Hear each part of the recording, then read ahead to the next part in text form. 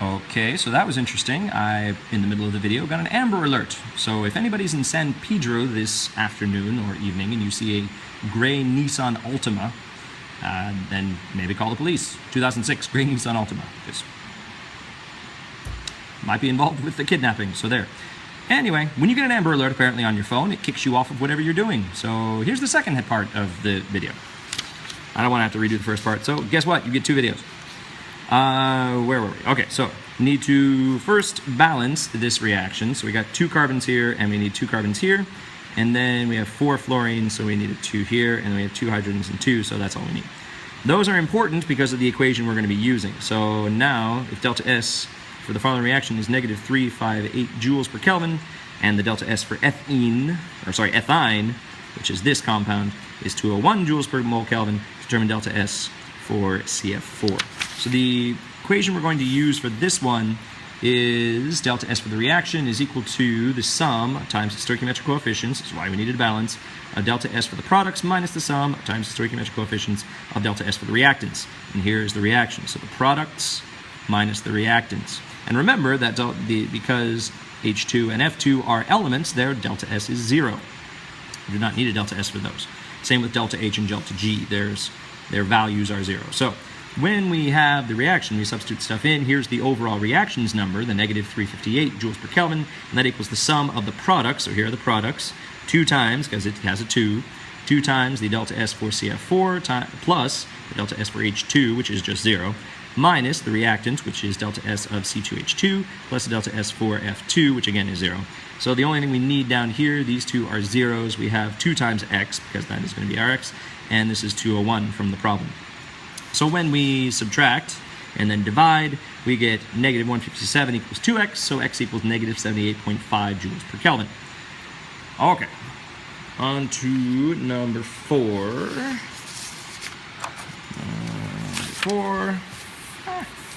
So number 4 is asking about delta G values in kilojoules per mole. So we have those listed for the following compounds. Again, we're going to use the sum of those. Thankfully, that one is already balanced, so we don't need to balance it. So again, we're going to use the same thing, but now for the delta G values, and these are delta G's of formation for the products minus the reactants, again, multiplied by the stoichiometric coefficients. Thankfully, this reaction is already balanced, NO and O3, we got NO2 and O2, it's the same number of nitrogens and oxygens. So we don't have to do anything with the N's, it doesn't even be there. So, kind of abbreviated this one. We have the products, which is the 240. Now the oxygen should have also been in there because it's a product, but because the oxygen is an element, its delta G is 0. So we have products minus reactants. Hey, how's it going? And so we have the 240 minus the minus the reactants, we got 239 plus the 211. And so when you subtract and multiply, you get negative 210 kilojoules per mole. Now, the problem asked, determine delta G for the following conditions, 298 Kelvin, and where the pressures are these pressures. So that's only part of the problem. So it didn't actually ask you to determine delta G prime, delta G standard. It's just asking you to determine delta G.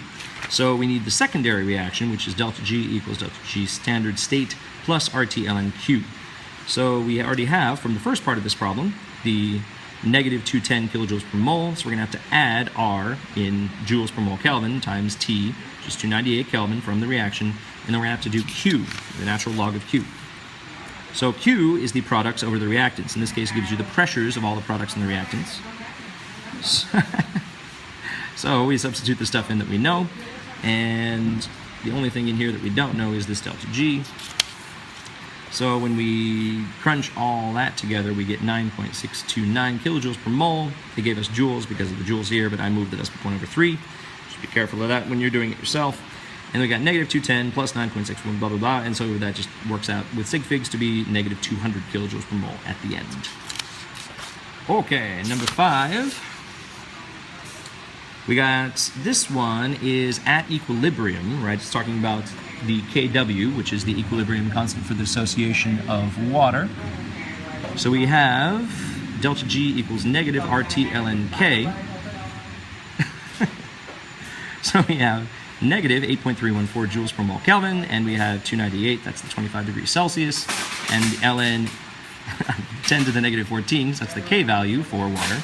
So when you put those three together and you change it to kilojoules, you get 79.9 kilojoules per mole. This is a big negative number, so that cancels out the negative here. So that just becomes 79.9 kilojoules per mole at 25 degrees Celsius.